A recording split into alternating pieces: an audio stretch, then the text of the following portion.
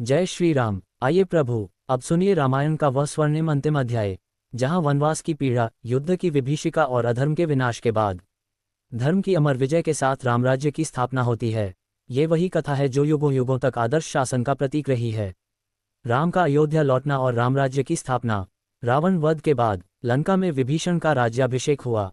सीता जी ने अग्नि परीक्षा देकर अपनी पवित्रता सिद्ध की। राम ने कहा, अब माता पिता की धरती पर लौटने का समय आ गया है।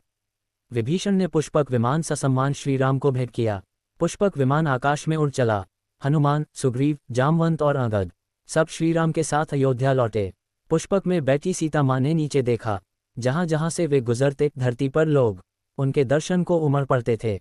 भरत को जब समाचार मिला कि रामचंद्र जी विजय होकर लौट रहे हैं, उन्होंने तुरंत नंदीग्राम में तपस्यारत अवस्था से अपने भाइयों का स्वागत करने की तैयारी की। भरत ने अब तक राजमुकुट नहीं धारण किया था। वे राम की खड़ाओं को राजगद्दी पर रखकर सत्ताचालन करते रहे थे। पुष्पक विमान अयोध्या पहुंचा। घंटनाद हुआ, नगाड़े बजे, पुष्पवर्षा हुई। भरत दौड़कर श्रीराम के चरणों में गिर पड़े।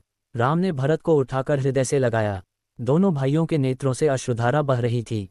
माता कौशल्या, सुमित्रा और कैकेयी ने भी राम, लक्ष्मण और सीता का स्नेहपूर्वक स्वागत किया। अब पूरे नगर को फूलों से सजाया गया। सरयू तट पर विशाल सभा मंडप बना।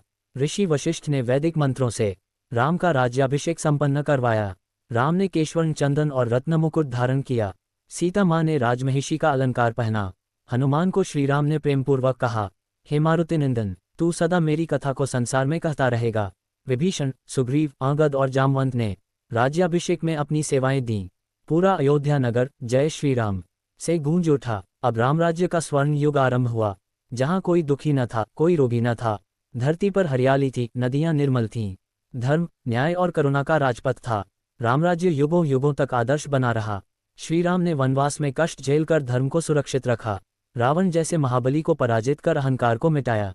अंत में मर्यादा और न्याय के आदर्श पर आधारित रामराज्य की स्थापना की।